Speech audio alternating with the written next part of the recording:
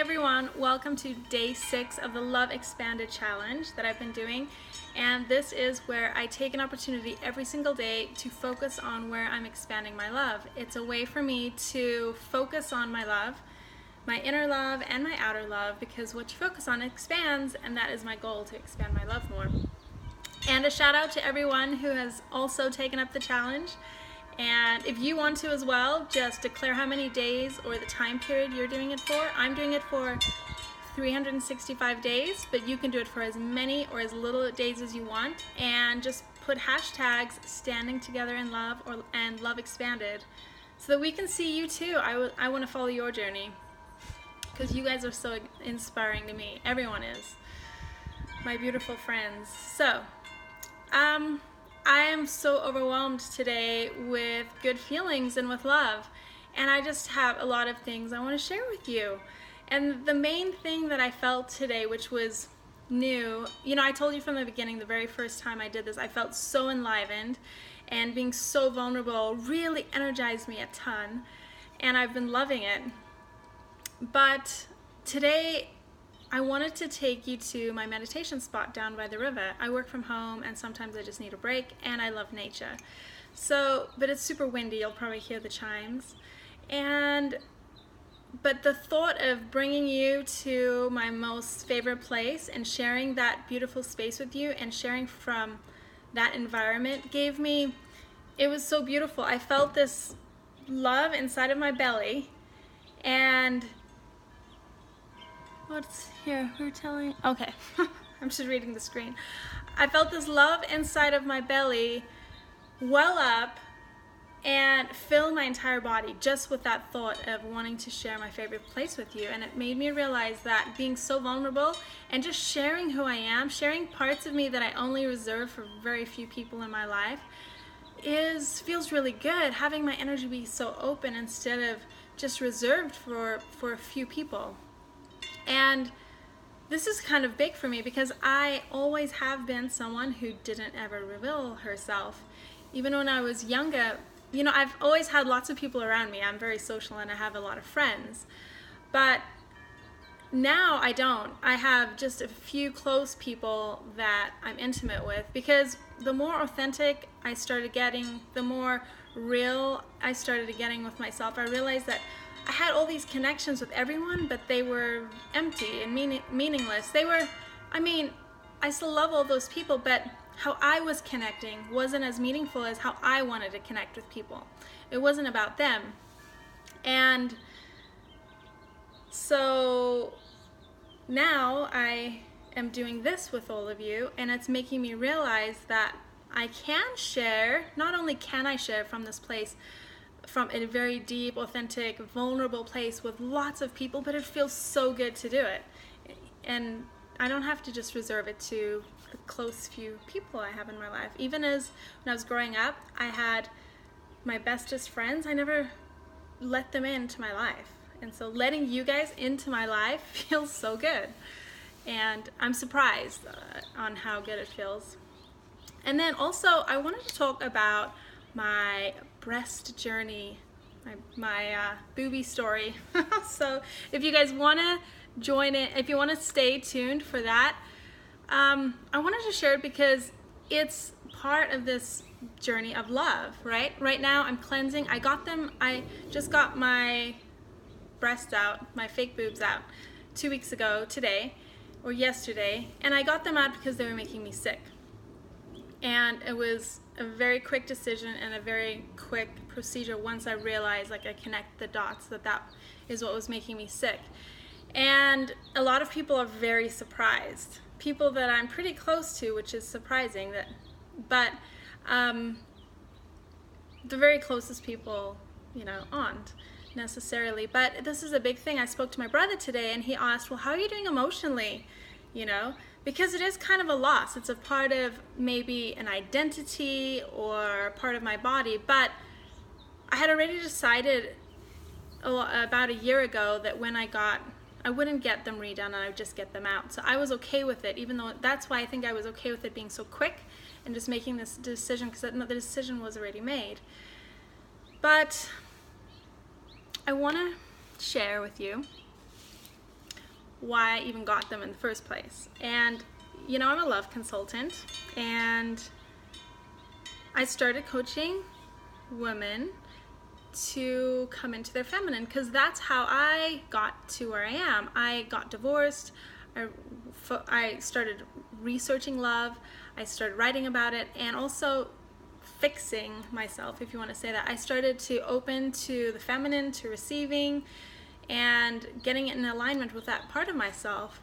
And I always had a small chest. Right now they're still swollen, so they're a little bigger than they're probably gonna be in a little bit. So enjoy them while they last. I am. But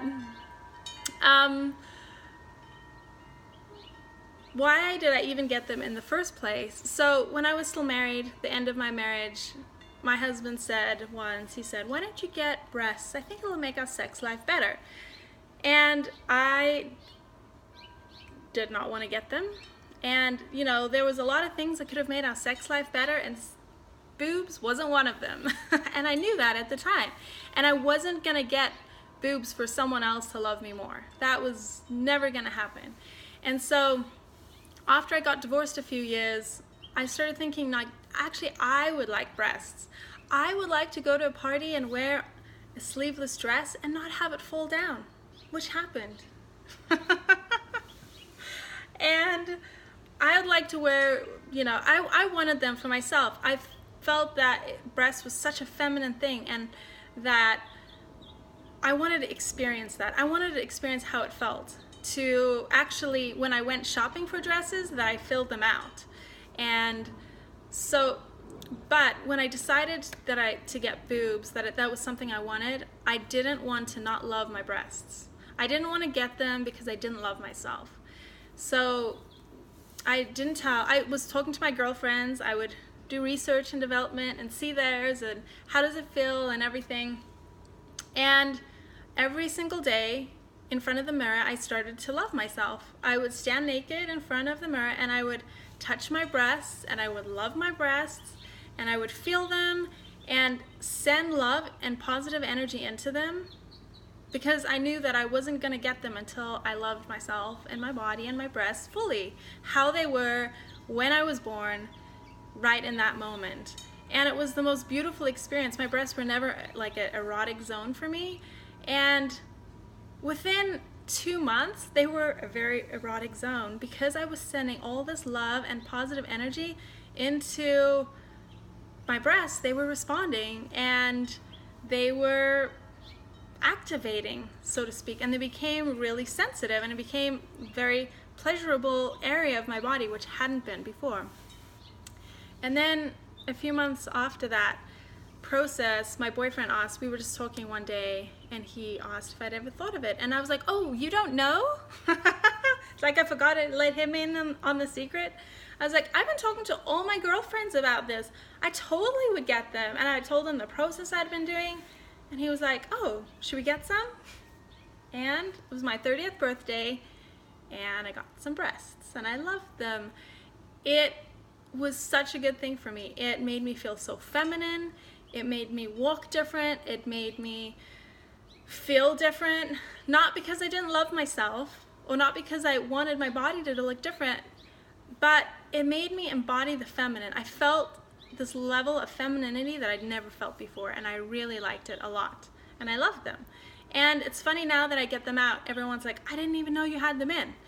My brother lived in South Africa at the time that I got them in, and he today is like, "Oh, Mom just told me you got surgery. I didn't even know you had breasts." Because they weren't huge. I didn't want people to know. It wasn't for that. It was not that I didn't want people to know. I wanted them to be natural.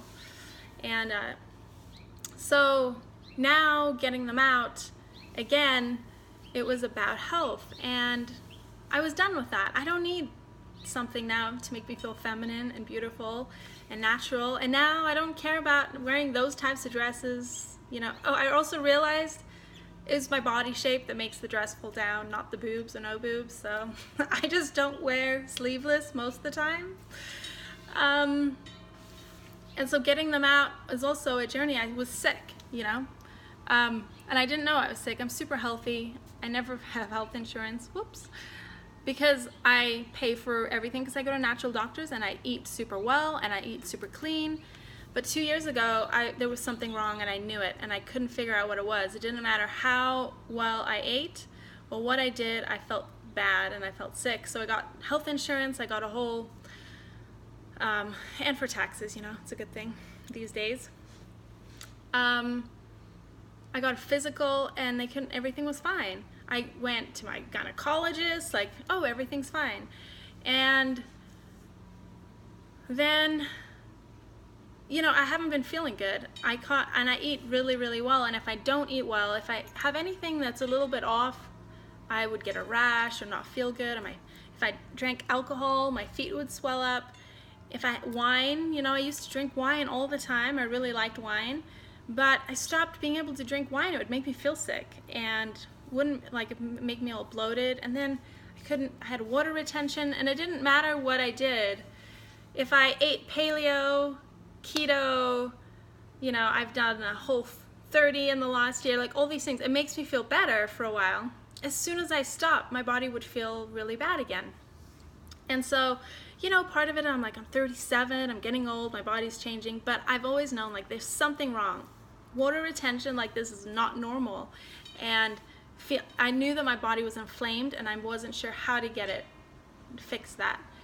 And so then about 2 months ago, I started getting these headaches. And I never get headaches, and it was a headache that I'd never gotten before. It was in the back of my head, and it was just this pulsing, like all day long. And then it would get a lot worse about once in the day, like to the point where I'd have to go sleep or take a lot of pills. And I never take pills. I don't take medicine. I don't love medicine. So after about 6 weeks of this, no, it was a month, I went to my doctor and I was like, what is wrong with me? I never get them. They're not going away. It doesn't matter what I do. She started asking me all these questions about my lifestyle, what's changed, what hasn't. And it started me thinking about, okay, well, what was happening when this started? And I realized that I stopped eating well because we went on a bunch of family vacations and reunions, and we're with our family, and every night a different family makes dinner and there's dessert. So I never eat sugar because sugar doesn't make me feel good. And so I was eating sugar every night, and I was drinking some, just like a beer, because I like beer, good beer. And I realized, oh my gosh, like I wasn't eating healthy, and I was eating normal. I was just eating what everyone else eats. But I had these toxins, and I thought, oh, okay, this is very interesting. And then I started putting it together, and also I still didn't know. I called my doctor and I said, you know, could it be the breast? And the medical community doesn't really acknowledge that that's a thing. Breast implant illness. If you know anyone who has them and they're pretty sick, but they don't know why, it might be that. So I got surgery, basically. Well, not before that. My doctor did all these tests. They couldn't figure out why. Finally, they're like, you need to get an MRI. And I was like, damn, that's expensive. I can tell it's not that. And all my friends and people close to me are like, you're so intuitive and in tune with your body. What's actually wrong with you? And one Sunday, I was with my mom and my sister and the boot babe on here, Ashley. And we're like, okay, let's go into it. I even called my friend who's a medical intuitive. I thought maybe this is the answer. And then I realized, you know what? I have the answer. I'm a fucking medical intuitive. I'm in tune with my body. I know my body. Like, why am I going to all these other people? Like, what am I not willing to see? What am I not willing to acknowledge within myself? And we pulled some cards, did our little play thing. And it was that message. It was like, what are you not acknowledging? And I was like, damn, I think it might be this. I had read about it like 7 months ago, but the list of all the symptoms of breast implant illness is so long, really it could be anything. And so I dismissed it. But I thought, oh, what if it is my breast? And I look it up. I also had a fever. I had a low-grade fever when I went to the doctor, and then I started taking my temperature, and I realized I had been having a low-grade fever this whole time. Headaches, low-grade fever, not feeling good, fatigue, and a whole bunch of other stuff. And it was like the top 5 things on that list is what I had, and I was like, oh my gosh, I think this is what it is. And you know, when you make a decision like that, I called my doctor and she's like, I was like, actually no, I think it's breast, you know, my breast, can we test? And she's like, there are no tests, you can't tell. I was like, what? How can this not be a thing? I went to see my boob doctor, and he was like, no, I take like 2 out a month, but they're not real. I think it's just all in your head. The lady who came in said she felt better the next day. Like, that's not even possible. It's just placebo, but if you want to get it done, that's fine. And I had to stand my ground with these doctors and just be like, no, I'm going to get it done. It doesn't matter how you feel. I want to get them out. I told him I was going to get them out anyway, and now I'm sick. I need it out. And he wanted me to wait for 7 weeks. And I'm in grad school, and it's the hardest semester, and I couldn't study. I couldn't concentrate. And I started crying. I was like, I cannot wait that long, you know? And I'm not a crier in public. I mean, I cry. I've learned how to cry, part of my feminine journey, learned how to allow myself. But it's not something that I just do. And I was like, okay, well, who else would you recommend? I cannot wait that long. Like, I have school to do. I have a semester to pass here and a life to live. And I waited in their office for 2 hours until finally they whittled it down and said I could come in 5 days. Persistence, it pays off, because I just wasn't willing to wait. And it wasn't about waiting. I wasn't willing to feel this way longer. Anyway, so I got them out, and the very next day, that headache, I mean, it's a 2-hour surgery. It's because not only do they just take the bags out, if you're just getting the bags out, they make an incision with local anesthetic and they just pull it out, 20 minutes. But when you're sick, they have to do the surgery, and your body encapsulates this foreign object in your body and creates this membrane around it. And so if you leave that in, then your body has to absorb all that stuff, and that could be toxic too, and then you're still having to deal with it. So it's a big surgery. They basically like have to work around your muscles and your breast tissue, so they're not taking all that stuff out, to take that membrane out as well. And I got it done, and I feel so good, and the headaches went away. You know, the very next day after anesthesia, you know, of course I had all the stuff in my body, so maybe I still had the headache because I was on narcotics for 2 days, 3 days, but when those wore off, I didn't have that headache. I had a headache here, but it wasn't here. It had gone away. And so I'm still cleansing and loving my body and intuitively eating, and intuitively, which I do anyway, but now I'm doing this gently. I've done cleanses and stuff all along, but shout out to Callie Cutler, my bestie, who is an intuitive eating coach. And do you know, that's so important. Every morning now, I'm like, this morning I ate, what did I have in my smoothie? A beetroot. My juicer broke, so I'm just blending it now. Who puts freaking beetroot in their smoothie? But that's what my body wanted. I go through my house and I muscle test everything that's supposedly going into smoothies, but even bone broth, I muscle tested and I put it in. And today I muscle tested the smoothie after it was made, and it was like a no. And I was like, oh my gosh, I'm not throwing all this good stuff out. Like, am I gonna put it in the fridge? And I saw a lemon next to my juice, my Vitamix. And then I put the lemon and the smoothie, and it was a yes. And I was like, okay, lemon it. So it's all about being in touch with your body, loving yourself, trusting yourself. Like, I had to trust myself that this is what it was, in spite of medical professionals who are supposed to know everything about bodies, right? But I had to trust myself and love myself. And now I get to love myself every day and drink lemon water, which is not my favorite, but it's healthy and good, and cleanse myself. So it's a big story. It's long. But I thought I'd share it for anyone who wanted to know my journey through breasts, which I've loved. And I love that they're out now. I love that I'm flat-chested. And you know, when I started to see other women who are flat-chested and I just love their boobs, I like boobs. I just do. Boobs are beautiful. And I was like, I like all sorts of boobs, and I'm so excited that mine are gonna be little again.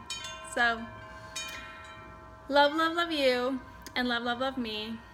And if you want to come along on this beautiful journey of Love Expanded and expand your love, I invite you to do so. Declare how many days you're going to do it. As many as you'd like.